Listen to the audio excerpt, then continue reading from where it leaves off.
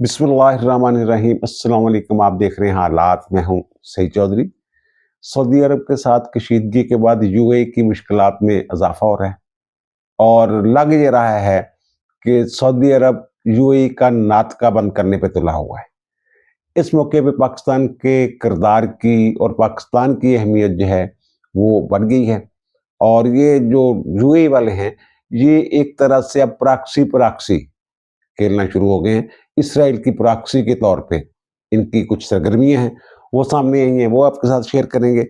और फिर जनाब फैज़ अमीर साहब के जो वकील हैं, उनका लाइसेंस जो है वो पंजाब बार काउंसिल ने मुअत्तल कर दिए। और दूसरा ये है कि ढाका में इंडिया के वज़ीर ख़ारिजा जयशंकर ने पाकिस्तान के स्पीकर एयाज सादिक के साथ जो मुसाफ़ा किया है, क्या ये महज़ इत्तेफ़ाक है या बर्फ़ पिघलने वाली है? इस पर बात करनी है। लेकिन इससे पहले एक और मौजू है कि ये पहले तक फुटेज देखिए। ये फुटेज है जनाब लिबर्टी चौक लाहौर की, और जो नौजवान हैं वो नए साल का जश्न मना रहे हैं। बड़े अरसे बाद वैसे ऐसा जश्न जो है वो देखने में आया है। तो ये वही लिबर्टी है जहाँ सेल अफरीदी साहब जो आए थे एहतजाज करने के लिए। अच्छा, फरवरी में एक और जश्न होगा बसंत का।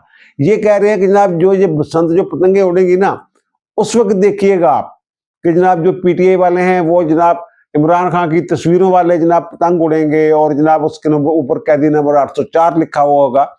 ये तो भाई रजिस्टर्ड फर्में होंगी जो ये पतंग बनाएंगी, ये आप खुद से बना के नहीं उड़ा सकेंगे। बहरहाल ये इनकी अच्छा, ये जो लिबर्टी में हुआ है वो कह रहे हैं बड़े नाके शाके लगे हुए थे, हमें हमारे कारकुनों को पहुंचने नहीं दिया गया। फिर आप कैसे पहुंच गए थे? सेल अफरीदी साहब, अलीमा खानम साहबा। तो बार जो जो इन्होंने बसंत के मौके पर करना है तो ये इसी मौके पे कर लेते। कोई 100 200 300 बंदा जो है अपना नौजवान जो है पीटीआई के, वो भेज देते, वो वहां इमरान खान के नारे लगा देते। लेकिन वो जश्न मनाया गया बकायदा नए साल का और किसी को याद भी नहीं था कि इमरान खान भी कोई है या नहीं है। अच्छा, दूसरा एक और ये वीडियो देखिए। ये वीडियो जनाब वो वीडियो है जो पार्क व्यू सिटी इस्लामाबाद का है, और ये जनाब ये देख लीजिए, ये वो लोग हैं जिनके बारे में उज़्मा बुखारी ने कहा है कि कुछ जानवर भी जंगली भी आपके साथ आते हैं। तो इसके जवाब में जो बातें की गई हैं, इससे पहले जो शफी खान ने एक बात की थी मोहसिन नकवी के बारे में, फिर दो इनके जो मीना खान और शाद खट्टक ने वजीर आला पंजाब की किरदार कुशी की, और उसके बाद फिर शफी जान ने ये कहा जनाब ये जंगली की वो इतनी शौकीन है तो इनका शौक भी पूरा जाता, मैं जंगली ले ही आता, मुझे पता होता है। इस तरह की बात की। बाद में उन्होंने 92 चैनल जो है उसके एक प्रोग्राम में इस पे उन्होंने कहा कि किसी की दिल आजारी माजरत भी करता हूँ ये। तो और जवाब में उन्होंने ये कहा अज़मा खान ने कि जनाब ये मैंने जंगली वो कहा, मैं माजरत चाहती हूँ, मैंने जंगली जानवर कहना था। ये वो लोग हैं। अब इनमें से ये अब जो पीटीए वाले हैं, ये जो लड़के हैं जो ये वहां हुल्लड़बाजी कर रहे हैं, तकरीबकारी कर रहे हैं, तोड़ फोड़ कर रहे हैं। अब हैरान हूं कि पीटीए वालों को क्या इस फुटेज से उनको क्या तकलीफ, उसके दिफा में क्यों आ गए? वो जनाब 2-2 हज़ार रुपए जनाब उनसे लिए थे टिकट के लिए। वहां कोई कंसर्ट हो रहा था, म्यूजिकल शो था कोई, तो जनाब इनको अंदर नहीं जाने दिया गया। तो ये मुश्तिल हो गए लोग। इसके मतलब ये इन्हीं के लोग हैं, और इनकी शक्लें देखे ये वही हैं जिनके बारे में अज़मा खान ने कहा था। और फिर एक और तस्वीर, जो बल्कि दो तस्वीरें हैं, एक और तस्वीर है, ये तस्वीर पहले देखिए। ये जनाब कोई ये भी नए साल का जश्न मनाया जा रहा है। फिर इसके अलावा एक और तस्वीर जो है वो भी सोशल मीडिया पे बड़ी जनाब कुछ 6-7-8 घंटे से वो चल रही है, बल्कि वायरल होगी हुई है। अब देखने वाली बात यह है कि ये वो लोग हैं जिन्होंने रियासत मदीना बनाने का दावा किया हुआ है। इमरान खान, इनका अपना किरदार देख लें। वैसे वैसे जो इन्होंने मीना खान ने और इरशाद खटक ने और शफी जान ने जो बातें की हैं, तो ये तो इमरान खान की तरबियत है। आपको याद नहीं, एक मरतबा उन्होंने कहा जनाब जलसे में खड़े होके कि मरियम नवाज ने इतनी दफा मेरा जिक्र किया और इस तरह से जिक्र किया कि मुझे खतरा पड़ गया कि जनाब कहीं वो सफदर जो नाराज ना हो जाए, मेरा नाम ना लिया करे। ये और इसमें तालियां बजी, नारे लगे, ये इस तरह की। और ये औरतें जो हैं ये खुद जिम्मेदार होती हैं रेप की, और इस तरह की बातें शातें इन्होंने की हुई हैं। और ये भी एक दफ़ा इन्होंने कहा था कि वो मैंने मखसूस नशिस्तें ख़त्म करने की बात की, तो जनाब मैंने देखा पता नहीं क्या हो गया इस मुल्क में, तो शोर मचा हुआ है, और जो खातून बात कर रही थी मुझे पता है वो कैसे उसको, जो मखसूस नशिस्तें ख़वातीन की वो ख़त्म करने की बात कर रहे थे। कि वो इलेक्शन के जरिए आए खवातीन, वो मखसूस रिश्ते में होनी चाहिए। तो जो वो जनाब, वो मुझे पता है कैसे वो बनी हुई है, वो कैसे उनको टिकट मिला था। ये इस तरह की घटिया बातें, बल्कि जितनी ज्यादा कोई घटिया बात करता है, इमरान खान साहब जनाब उसको उतना ही करीब कर लेते हैं। ये इनका शो जो है, ये जो पिछले 26, 27, 28, 30 दिन रहे हैं यहाँ पे, वो सेल अफरीदी साहब, वो बिल्कुल फ्लॉप शो था, मैंने पहले भी कहा था। और पंजाब वाले और लाहौर वाले किसी मुझे इनकलाब के मूड में या इनकलाबी तहरीक चलाने के मूड में नजर नहीं आ रहे। और जो ये जश्न है नए साल का, लिबर्टी वाली जो मैंने फुटेज दिखाई है, उसके बाद तो अंदाजा होता है कि जनाब इनका मूड जो है ना, लाहौरिये जो है ये एंजॉय कर रहे हैं मरियम नवाज के जो दौर को, उनकी हुकूमत को। तो बाकी ये जो ऐसी इन्होंने बेहुदा किस्म की बातें की हैं, इससे तो इनकी मकबूलियत मजीद कम होगी। और पहले ही लोग इनका दफा नहीं कर पा रहे। इमरान खान की माजी की बातें जो हैं उनका दफा नहीं कर पा रहे। हाँ, कलर कुछ हैं, ठीक, अंधे मुकल्लदीन तो होते हैं, लेकिन जो कहें ना ओवरऑल इनकी मकबूलियत में इजाफा नहीं हो सकता इससे। अब कराची जा रहे हैं जनाब सेल अफरीदी साहब, कराची जाके वो जो लाहौर में करेंगे, कराची में मेरे ख्याल इनके साथ उससे भी बुरा होना है। तो ये, और जो ये तस्वीरें हैं ना, अब लोग ये कह रहे हैं खुद ही, वहाँ सोशल मीडिया पर मैंने देखा है जनाब, हमने वो बीटा से भी चेक किया है और जो एक्स का अपना ग्रोक है उससे भी चेक किया है। वो कहते हैं जनाब AI नहीं है, ये आर्टिफिशियल इंटेलिजेंस से बनाई गई ये तस्वीरें नहीं है। तो 7-8 बल्कि 10 घंटे हो गए इन तस्वीरों को गर्दिश करते हुए, तो अभी तक कोई तरदीद तरदूद भी नहीं है। जब तक कोई तरदीद नहीं, सुप्रीम कोर्ट की एक जजमेंट है वो बेनजीर केस में, कि जब तक जो छपने वाली खबर है उसकी तरदीद नहीं ना आ जाती तो उसे दुरुस्त समझा जाएगा। अब इसकी तरदीद करते हैं, AI निकाल के लाते हैं, क्या होता है क्या नहीं होता। बहरहाल ये तस्वीर जो है ये गर्दिश में है। और दूसरी बात यह है कि जो फैज हमीद के वकील की मैंने बात की है, जनाब फैज हमीद के वकील हैं, उनका जनाब जो लाइसेंस है वो पंजाब बार कौंसिल ने मुअत्तल कर दिया है। इसमें भी बड़ी तनकीद हो रही है। तनकीद का एक पहलू वैसे निकलता है, ये जो मियाँ अली शफाक साहब है ना, ये जो फैज हमीद का ट्रायल हुआ है, कोर्ट मार्शल जो हुआ है, उसमें उनके वकील हैं, अपील भी इन्होंने फाइल की है। ये रिजवान रजी के भी एक दौर में वकील रहे हैं, और ये जो इमरान हैं, इमरान रियाज, उनके भी वकील हो। लेकिन ये फैज हमीद की वजह से इनका लाइसेंस मुअत्तल जो बाहर नजर आ रहा है। ये हुआ है कि आपको याद होगा टिकटॉकर हैं रजब भट्ट, तो उन्होंने कुछ मुतनाज़ा उनके वो कहने के वीडियोस थी, फिर कुछ वकला ने खिलाफ जो दरखास्तें वगैरह दी हुई थी, तो जनाब इन्होंने वकला कम्युनिटी के खिलाफ ही जनाब इन्होंने एक विलाग कर दिया था, एक वीडियो बना दी थी। तो उस पर वकला जो है ज़ाहिर है वो गुस्से में थे। तो ये पिछले दिनों आपको याद होगा कराची में ये गए हुए थे, और वहाँ वकला के एक ग्रुप ने जो रजब भट्ट हैं इनको तशद्दुद का निशाना बनाया था। इनके जो वकील हैं ये अली शफाक साहब, मियाँ अली शफाक, ये उनके साथ थे, ये उनके वकील हैं। ज़ाहिर इस्लामाबाद में इन्होंने ज़मानत कराई, वहाँ भी वो ज़मानत के लिए वो पेश हो रहे थे, या ज़मानत में तस्वीर के लिए पेश हो रहे थे कराची में अदालत में। तो अब जो पंजाब बार कौंसिल इसने क्यों वो इनका लाइसेंस जो है ये मुअत्तल कर दिया है।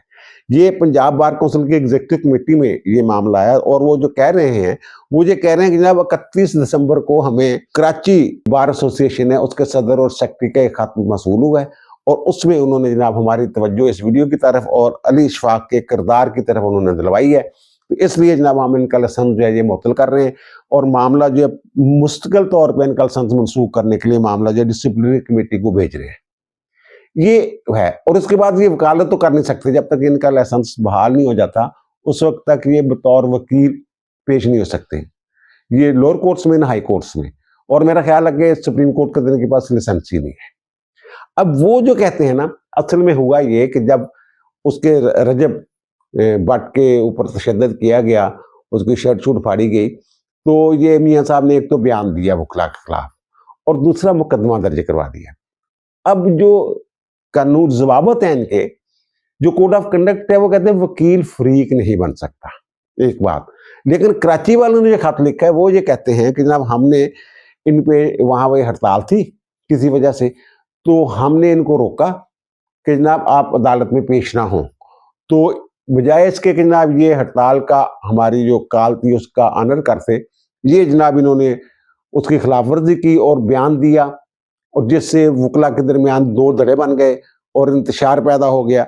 अब ये जो है ना पंजाब बार कौंसिल, इसको क्योंकि लाइसेंस इन्होंने जारी किया हुआ है पंजाब बार कौंसिल ने, पंजाब बार कौंसिल ने जनाब 13 मई 2010 को इन्हें लाइसेंस दिया था वकालत का, और 17 मई 2012 को ये हाई कोर्ट का लाइसेंस इनको मिला था। दोनों लाइसेंस जो है वो पंजाब बार कौंसिल ने दिए हुए।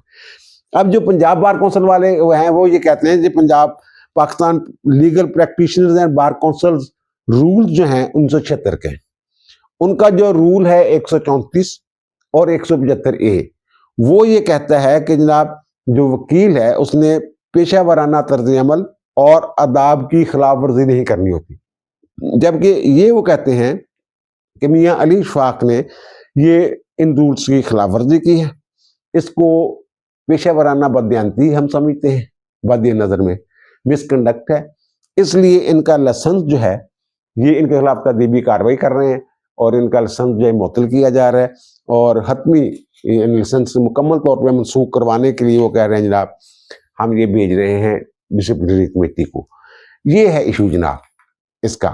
तो बहरहाल ये क्योंकि फैज़ हमीद के नाम के साथ जुड़ा हुआ है, वैसे रजब भट्ट भी मशहूर आदमी है, उनका भी अगर वकील है, इमरान रियाद के भी वकील रहे हैं। उस वक्त सुनने में तो कुछ और बातें भी आ रही थी, लेकिन बहरहाल ये उनको इमरान रियाद को बाजियाब करवाने और फिर उनको रिहा करवाने में ये कामयाब हो गए थे। अब आते हैं जनाब एजाज सादक और जयशंकर के दरमियान जो मुसाफा हुआ है उसकी तस्वीर जो सामने आई है, वो तस्वीर कैसे बनी? ये खालदा ज़िया के जनाजे में शिरकत के लिए एजाज सादक साहब गए हुए थे और बाकी जो ममालिक हैं वहाँ से भी वफूद आए हुए थे ताज़ियत के लिए वहाँ पे।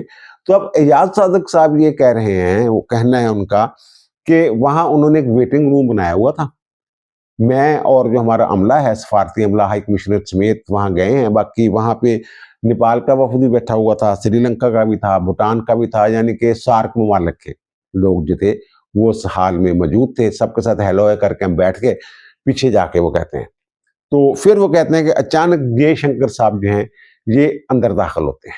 ये जनाब क्योंकि हम दूर बैठे हुए थे, पीछे बैठे हुए थे, तो वो कहते हैं जनाब मैंने तो इनको देख के वो बातें शुरू कर दी हाई कमिश्नर के साथ जो बांग्लादेश में पाकिस्तानी है, तो इन्होंने जनाब नेपाल वालों के साथ हाथ मिलाया और भूटान वालों के जो भी वहाँ लोग थे सबके साथ इन्होंने हाथ मिलाया और साथ ये अपना तारीफ कराया। जैसे नहीं कहते कि हाथ मिलाते हुए कहने देते जयशंकर फलाना ये वो ये सबके साथ हेलो करके वो कहते फिर मेरे पास आके खड़े हो गए और वो कहते मुझे तो हुकूमत पाकिस्तान ने ये बताया ही नहीं था, मुझे तो कोई इंस्ट्रक्शन ही नहीं थी, किसी किस्म की हिदायत ही कोई नहीं थी कि जनाब आपने क्या करना है, अगर उसका आमना सामना हो जाता है जयशंकर के साथ, हमारे तो वहम गुमान में भी नहीं था ये। तो वो कहते जब खड़े हो गए तो फिर ज़ाहिर है मुझे भी कर्टसी में अखलाकियत का तकाजा भी यही था, खड़ा होना पड़ा। तो उन्होंने हाथ मिलाया, तो उन्होंने वही बात जो वहाँ की जयशंकर थे, तो मैंने जब अपना एजाज सादक उन्होंने नहीं मैं आपको जानता हूँ, ये बात हुई। फिर वो कहते हैं हमारे हाई कमिश्नर के साथ भी हाथ मिलाया, फिर बाकी जो लोग थे उनके साथ भी, जो अमले के लोग थे उनके साथ भी हाथ मिलाया जयशंकर साहब ने। और वो कहते हैं जिन्हें अपने फोटोग्राफर वो साथ लेके आए होते, तस्वीरें वगैरह उन्होंने बनाई, हमारा भी अमला था वहाँ तस्वीरों वाला, फिर बाद में हमने भी तस्वीरें बनाई, पहले वो लेके आए हुए थे। ये यानी इससे लग ये रहा है कि उनको पता था जनाब जो वहाँ अपनी सरगर्मियाँ हैं उनको उन्होंने तस्वीर कशी करनी थी उन्होंने। तो बहरहाल ये तो हो गया वहाँ पे। तो उसके बाद जनाब जो पीटीआई वाले हैं ये जनाब इन्होंने अब रोला डाला हुआ है, इवन ये कि जो इमरान खान की बहन है नौरीन जिन्होंने इंटरव्यू दिया था, उन्होंने भी कहते हैं जनाब एक ट्वीट खड़का दिया हुआ है कि जनाब मैंने तो सिर्फ इंटरव्यू दिया जो हाथ मिलाते फिर रहे हैं। इनको अंदाजा नहीं कि वो वहां का चोर सिचुएशन होती है, जहां कोई और मामला है। अच्छा, दूसरी एक जो बात है ना, जो उनके तल्लकात है इस वक्त बांग्लादेश और भारत के इंतहाई कशीदा है। हसीना वाजिद के बाद वो उनको मुंह नहीं लगा रहे बांग्लादेश वाले, पाकिस्तान के साथ उनकी मोहब्बत बढ़ रही है। बल्कि वो 2 दिन पहले उन्होंने हमारे सफ़ीर जो हैं वहाँ हाई कमिश्नर, उनको जो वहाँ डॉक्टर यूनुस हैं, उन्होंने खैर सगाली के तौर पे उन्हें बुलाया था गपशप लगाने के लिए, मुलाकात के लिए। और ज़ाहिर है फिर नेक ख्वाहिशात का इज़हार भी होते हैं एक दूसरे के साथ इस तरह के। यानी वो मैंने पिछले व्लॉग में ये अर्ज भी किया था कि इंडियंस ये कह रहे हैं कि जनाब ये 1947 वाले रवाबत जो ये बहाल करना चाहते हैं, उस सतह पे यानी जाके ये अपने तल्लकात बनाना चाह रहे हैं दोनों ममालिक एक दूसरे के साथ, और खित्ते के लिए पता नहीं क्या हो जाएगा ये, वो इस तरह की बातें चाहते हैं। तो वो एक तो ये होगी कि उनका जाना जयशंकर का बांग्लादेश में, और फिर भूटान, नेपाल और श्रीलंका के लोगों के साथ मिलना, ये जो मई वाली जंग थी ना पाकिस्तान और भारत की, उसके बाद तो ये भारत जो है खित्ते में तन्हाई हो गया था। वहां आपका सोशल मीडिया, वहां का मीडिया देख लें, वहां के अखबार देख लें, वो कह रहे हैं यार कोई एक भी साढ़े नाल नहीं, ना बांग्लादेश साढ़े नाल रहा, ना भूटान, ना बर्मा, ना नेपाल, ना मालदीव, कोई भी कहते सानू जनाब लिफ्ट नहीं करवाई, सारे पाकिस्तान जाके खड़े हो गए। हो सकता है उनको समझ आना शुरू हो गई हो कि जनाब इस तरह नहीं चल सकते मामला, तो इसलिए उन्होंने बांग्लादेश के साथ खैर सगाली के अजहार के लिए वो भेजा है जयशंकर को, और ना सिर्फ उनको भेजा है बल्कि जो मोदी हैं उन्होंने खत भी, ताज़ियती खत भी दिया है, और वो खत जो है उन्होंने जो खालदा जिया के साहबजादे हैं तारक रहमान, उनके हैंड ओवर किया है। जो जलावतन थे, मुल्क से बाहर थे, वो भी वापस आए। तो मे बी इन बातों का मतलब ये हो कि बर्फ पिघल रही है, ये भी तो हो सकता है ना। भारत में जो मोदी सरकार है ना, वो बेतबारे से लोग हैं वैसे, और वो शिद्दत पसंद भी हैं, और हिंद तवा के भी वो पैरोकार हैं, तो वो उनसे कोई तवक्को नहीं रखी जा सकती। लेकिन जिन हालात में ये फंसा हुआ है इस वक्त भारत, तो वहां ये भी हो जाता, कोई दायमी थोड़ा होती हैं जो पॉलिसियां होती हैं सरकार की या हुकूमत की। तो ये भी हो सकता है वो चाहते हो कि यार कुछ थोड़ा यार नॉर्मल करिए। अच्छा, ये वही है ना इंडिया वाले, जब ये इन्होंने एक कॉन्फ्रेंस की थी, पहले ये करना चाह रहे थे वो श्रीनगर में, फिर वो हम माने नहीं थे, और चीन ने भी रोला शोला डाल दिया हुआ था, तो फिर इन्होंने और मुंतकिल की थी, वहां बिलावल भुट्टो जरदारी साहब भी गए थे, तो इन्होंने जनाब ऐसे ऐसे करके बस हाथ नहीं मिलाए थे उनके साथ। 2023 की ये बात है, तो ऐसे ऐसे करके बस जनाब, लेकिन अब यहाँ स्पेशल खुद चल के आए हैं, हाथ मिलाया है। और ये जो एशिया कप हुआ है, तो वहां इन्होंने नहीं हमारी टीम के साथ हाथ मिलाया था, ट्रॉफी लेने से इनकार कर दिया, ट्रॉफी अभी तक वहीं पड़ी हुई है। मोहसिन नकवी साहब कहते हैं जनाब आए दफ्तर आके मुझसे वसूल कर ले जाए, वो वहीं पड़ी हुई है अभी तक। तो ये अब जो है इनका हाथ मिलाना, ये डिजाइंड होती है चीजें, कुछ लोग ये कहते हैं। दूसरी जो डोनाल्ड ट्रंप ने इनकी मिट्टी पलीत की हुई है, और फिर आलमी मीडिया जो है वो मुसलसल ऐसे तबसरे कर रहा है कि जनाब जो भारत और पाकिस्तान और यूएस के जो तलकात है उनके हवाले से जनाब पाकिस्तान और यूएस को वो एक तरफ कर देते हैं और इनको एक तरफ कर दे, ये हार गया जनाब तलकात के हवाले से, स्वार्थी मैदान में भी ये सारी बातें हो रही है। तो मे भी इन्होंने सोचा कि यार थोड़ा कम। और दूसरी जो ये खबर है कि जनाब ये पाकिस्तान ने कोई एटमी तनसीबात की जनाब लिस्टें उनको फराहम की हैं, उन्होंने पाकिस्तान को फराहम की हैं, तो पता नहीं जनाब ये उसी का नतीजा हाथ मिलाने का, ऐसा नहीं है। ये पाकिस्तान और भारत दोनों के दरमियान 1988 में एक माहदा हुआ था कि दोनों एक दूसरे की एटमी तनसीबात पर हमला नहीं करेंगे। अब हर साल 1 जनवरी को, ये 1992 से शुरू हुई है, हर साल 1 जनवरी को दोनों मुल्क जो हैं वो एटमी तनसीबात, दोनों मुल्कों में जो है, हजारों कोई इजाफा हो जाता है, कोई कमी बेशी जो होती है, हर साल वो लिस्टें जो एक दूसरे को प्रोवाइड करते हैं, लोकेशन भी बताते हैं कि भाई जी इतने से हमला नहीं करना। ਇਹ ਉਹ ਹੈਗਾ ਜੇ, ਇਹ ਜਿਹੜਾ ਸਾਡੀ ਵਜ਼ਾਰਤ ਖਾਰਜਾ ਨੇ ਬਾਜ਼ਾਬਤਾ ਤੌਰ ਤੇ ਅਲਾਮੀਆ ਵੀ ਜਾਰੀ ਕੀਤਾ। ਅਸੀਂ ਉਹਨਾਂ ਨੂੰ ਇੱਥੇ ਦਿੱਤਾ ਜਿਹੜਾ ਉਹਨਾਂ ਦਾ, अच्छा हाई कमीशन दोनों के खुले हुए हैं, लेकिन वो हाई कमीशनर नहीं है, हमने उनके अमलों को दिया है, उन्होंने हमारे अमलों को दे दी है वो लिस्ट वगैरह जो है। तो और आखिर में जो बात है वो जनाब कि जो यूएई का और उनका फड्डा पड़ा हुआ है सऊदी अरब का, तो उसमें मैंने पिछले व्लॉग में कहा था कि पाकिस्तान की मौजें लगी हुई हैं, जब मौजें लग सकती हैं जब बेहतरी। तो अब मसला ये है, जो मेरी इतला है, मेरी इतला के मुताबिक ये मोहम्मद बिन सलमान साहब जो है ना, उनका ये ज़ाती फैसला नहीं है, ये बड़े शाह साहब जो है, शाह सलमान, उनका ये फैसला है। उन्होंने कहा यार सारी उम्र से इन्होंने पा लिया, हाँ जी, एक टावर बना लो, एक क्लब बना लो, एक बंदरगाह डेवलप कर लो, सारी उम्र, और उन साडे हमसाए च आके साडे ही छुरा मारने लग गए ने। इन्होंने वहां कहा ना जनूबी यमन वालों को, वो जो जिनके सऊदी अरब के खिलाफ जो है, वो जो सऊदी अरब के इलाकों के दावा भी कर रहे हैं वो वाले जो है, तो इन्होंने जनाब कहा कि जनाब तुसी ना उत्थे हिजर अल मौत और अल महारा विच तुसी चढ़ाई कर दो, असरा भी तुहानू दिन्ने आ, पैसे भी दिन्ने, ये वो। अब ये शाह अब्दुल्ला ने ये फैसला किया है मेरी इतला के मुताबिक कि कम चुक के रखना, और यूएई दी जेह्ड़े इतिहाद है ना, ਉਹਦੇ हवाले ने भी कुछ अजीबो गरीब खबरां ਜਿਹੜੀਆਂ, सारा 7 छोटियां छोटियां रियासतां मिल के वो ਜਿਹੜੇ मुतहदा अरब अमारात ने ना, इंडिपेंडेंट भी हैगियां ते नाल एक फेडरेशन जी है, वो इकट्ठे भी काम करते हैं। तो इदां दी कुछ गल्लां भी सुनने च आ रही हैं कि कुछ गड़बड़ न कर दे सऊदी अरब। ज़ाहिर है कि बड़ी ताकत है सऊदी अरब, मान लो तुसीं इस गल नूं। और फिर पाकिस्तान उन्हां दे नाल खड़ा। अब यूएई जो है ना, यूएई जो मैंने कहा ना प्रॉक्सी वाली मैं बात कर रहा था। अब यूएई जो है, जो डिज़ाइन है ना सऊदी अरब का, पाकिस्तान का, तुर्किया का, मिस्र का, उसके बिल्कुल बरक्स जा रहा है। ये अपना फ़ायदा देखता है। अब लीबिया में ये किन के साथ खड़ा हुआ है, आपको ही पता है। वैसे लीबिया वाला तो मामला कोई ऐसा नहीं, वो दोनों तरफ इसी तरह के, एक तरह के मिलते जुलते। और सूडान में आरएसएफ को ये सपोर्ट कर रहे हैं, माली तौर पे भी असला भी देते हैं। जबकि दूसरी तरफ जो है वो सऊदी अरब, तुर्किया और मिस्र जो है वो कुछ और तरह की सोच रखते हैं, वो किसी और के साथ है। सोमालिया में ये मुत्तहदा सोमालिया के हामी है, जो ये मुसलमान पाकिस्तान समेत बाकी दीगर मुसलमान ममालिक, ये साहब जो है वो जो अलहदगी पसंदों ने एक ऐलान कर दिया हुआ सोमालीलैंड का, 2010 से मेरे ख्याल लगे हुए हैं, वो अपना इलाका कुछ कब्जा किया हुआ है उन्होंने। तो वो सोमालीलैंड का उन्होंने ऐलान कर दिया। सोमालीलैंड जनाब इसराइल ने तस्लीम भी कर लिया। अब इसराइल ने क्यों तस्लीम किया उसको? अच्छा, इसराइल का तस्लीम करना तो समझ में आता है। वो इसराइल की जो कोशिश है, एक तो वो ये कह रहे हैं कि कुछ लोग जो हैं वो ये फ़लस्तीनियों को ना निकाल के जहाँ से, यानी साढ़े तो दूर ही ले जो थे, रोज़ ही रौला पाते हैं, उनका ख्याल है। तो वो कहते हैं जनाब इसको कुछ तो सूडान में वो कहते हैं ले जाएं, और कुछ को वो कहते हैं जनाब वहाँ ले जाएं, ये जो ना ये रिपब्लिक ऑफ सोमालीलैंड जमहूरिया अपनी तरफ से, ये वहाँ जनाब वो कहते हैं इनको वहाँ भेजा जाएगा। और जो रिपब्लिक वाले हैं वो जनाब उन्होंने सरकारी तौर पे एक ऐलान किया है, वो हम आपको दिखा रहे हैं। वो ये कहते हैं कि जनाब जो यूएई है ना, इसने खामोशी के साथ हमें तस्लीम कर लिया और हमारा जो पासपोर्ट है उसको तस्लीम कर लिया है। और वो कहते हैं जनाब वो ई चैनल के जरिए जो नहीं होते वीज़े वूज़े मिलते, वो कहते हैं हमें जनाब वो रेजिडेंसी भी देंगे, वीज़ा और इस तरह के वीज़े वूज़े सिस्टम जो भी हैं, वो कहते हैं जनाब हमें वीज़े वूज़े मिलेंगे 2026 में।